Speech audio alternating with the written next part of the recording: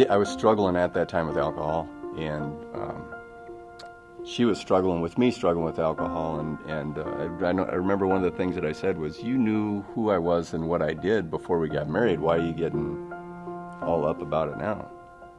You're going to go to a bachelor party for the second time you got your OWI. So that night, I thought it was different. It really wasn't any different. I drank and got drunk and then started drinking Coke.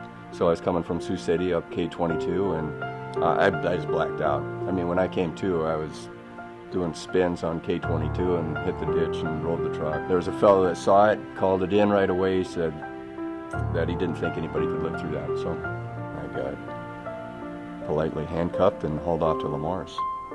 I called Amy and I said, hey, I got arrested for OWI. I rolled the truck, and I'm in jail in Lamar's. And I'm pretty sure I remember the exact words where I'm not surprised. I mean, you kind of told me you rolled the truck, but so I wanted to see it.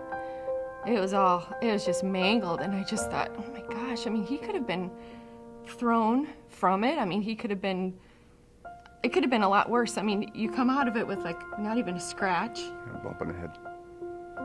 And so I looked at that and I thought, oh my goodness. To me, it looked awful, and I looked at him and he's almost got this little smile on his face. And I'm thinking, what is he kind of smiling about? And he's like, yeah, I rolled the truck. Just kind of like, yeah, it's just one more thing I did. And I looked at him and I said, you know, do you see what's in the back of this truck here? And he looked, and it was a crumpled up car seat. It was our extra one, so when you have to bring the kids, we wouldn't have to switch vehicles with it. So here's this extra car seat. It's in the back of the bed, and it was just mangled. I mean, just the metal on it, it was just crunched up. I looked at that, and I looked at him, and I said, you know, what is it going to take for you to realize that you have a problem? Are you going to have to kill one of our kids in order for you to realize what's going on? What can I do different? Because I don't want to live like this anymore. I don't want to be in this feeling like I'm in a deep, dark pit. We can't talk. We don't relate to each other. We look good on the outside, but on the inside we're terrible. It's like it's just leading a double life. And what can I do to do anything different? After talking to a friend of mine, she suggested maybe reading a book, The Power of a Praying Wife. So I picked up that book, and I'm thinking, why would I want to pray for him? I was so mad. I was like, why would I want to pray for him? So I thought, you know what? I've got a couple things I could do. I've got options. I can only control my actions and my attitudes. I can't control Dirk.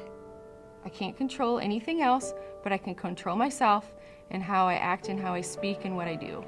So I thought, okay, if there's going to be anything different, I better start with myself. I can't be so angry all the time. I'm going to start praying for Dirk. And that changed a lot. There was the continuing softening of my heart, a continuing of both of us to say, you know, we're really going to start investing in our relationship. We don't want it how it is right now. So it came to a point where we got willing to do whatever it took. So I got a big ego, and for me to ask for help is it's humbling. So we humbled ourselves. I humbled myself and asked for help. We ended up going with another couple who we have a tremendous amount of respect for, and laid our marriage down on the table in front of them and said, here's where it's at, here's where we're struggling, what do you think? And the recommendation was that I seek counsel. What about her? So I ended up seeking counsel, professional counsel, and started exposing and dealing with a lot of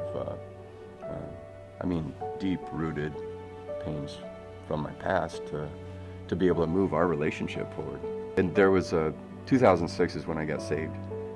And at some point after that, God got put in the proper order of our marriage. And it was closer to now than it was 2006 when God truly got put to the center of our marriage.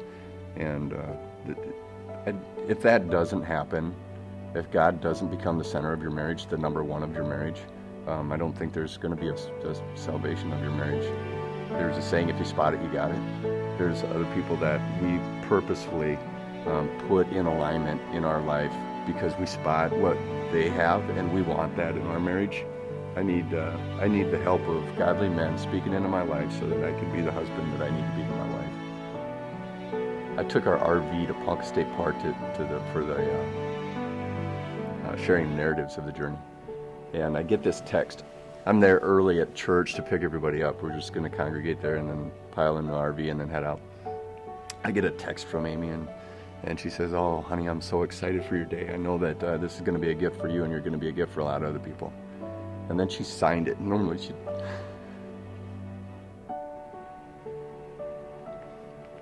she doesn't sign her text. And she signed it, "Your best friend, Amy."